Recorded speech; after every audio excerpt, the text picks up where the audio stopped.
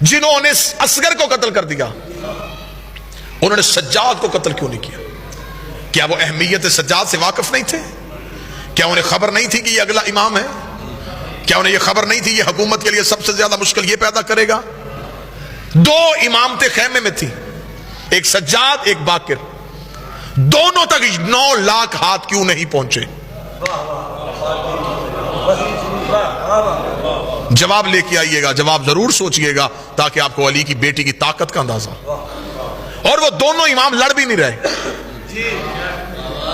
یہ بھی نہیں ہے کہ اگر سجاد آپ کیوں آپ کو یہ باتیں کتابوں سے پڑھائی جاتی ہے، خدا را دیکھنے کا زاویہ تبدیل کیجئے گا۔ آپ کو یہ بتایا جاتا ہے بیمار تھے اور بستر بیماری سے اٹھ کے نہیں آ سکے، صرف سجاد کو کربلا میں خیمے میں لٹایا اس لیے کہ کوئی یہ نہ سہے کہ علی کا بیٹا اتنا لڑنے کے موڈ میں تھا کہ 9 لاکھ ڈر گئے اور بھاگ گئے۔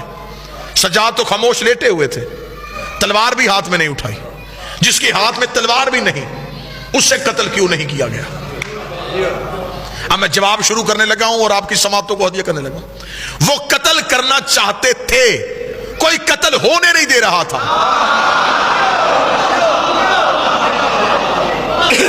وہ چاہتے تھے کہ سجاد قتل ہو، وہ چاہتے تھے کہ باقر قتل ہو، لیکن کوئی قتل ہونے نہیں دے رہا تھا۔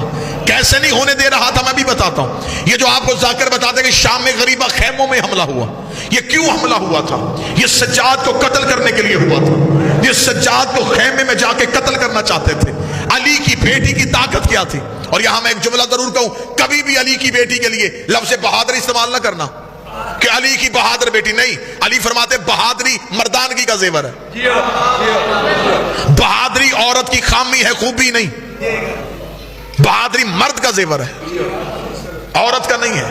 علی کی بیٹی کے لیے بہادر لفظ استعمال نہ کرنا، شجاع تھی۔ اب اتنا پڑھا لکھا مجمع ہے، کوئی مجھ پہ سوال کرے کہ معنی ایک ہے لفظ تو ہے، نہیں، معنی جدا جدا ہے۔ خطروں سے کھیلنا بہادری ہے، خطروں کو للکارنا شجاعت ہے۔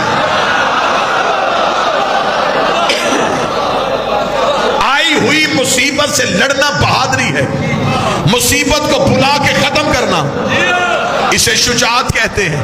مجمع میں سے ایک بندہ ہو لیکن صدر کا حق ادا کرے۔ میں نے آپ کی سماعتوں پہ اعتماد کر کے یہ موضوع شروع کیا ہے، علی کی بیٹی کتنی بڑی شجاعت تھی۔ میں ابھی پڑھ دیتا ہوں، جب امام علی کو مدینے میں لوگوں نے علی کے گلے میں رسیاں ڈال کے علی کو بیعت کے لیے لے کے جا رہے تھے، ایسے دور نہیں تھا، بعید نہیں تھا کہ وہ علی کو قتل کر دیتے۔ جناب سیدہ فاطمہ الزہرا نے قبر محمد پہ جا کے کہا علی کی رسیاں کھولو ورنہ میں بد دعا کروں گی۔ ابھی بی بی نے کہا بد دعا کروں گی، کتابیں کہتی ہے مسجد نبوی کی دیواریں اٹھنی شروع ہو گئی، اتنی اونچی ہو گئی دیواریں کہ نیچے سے گھوڑا سوار گزر سکتا تھا۔ لوگوں نے حالات دیکھے، انہوں نے جلدی جلدی علی کو آزاد کر دیا کہ زہرا بددعا کرنے لگی ہے، زہرا بددعا کرنے لگی ہے۔ بی بی فاطمہ نے کہا تھا کہ میں بددعا کروں گی۔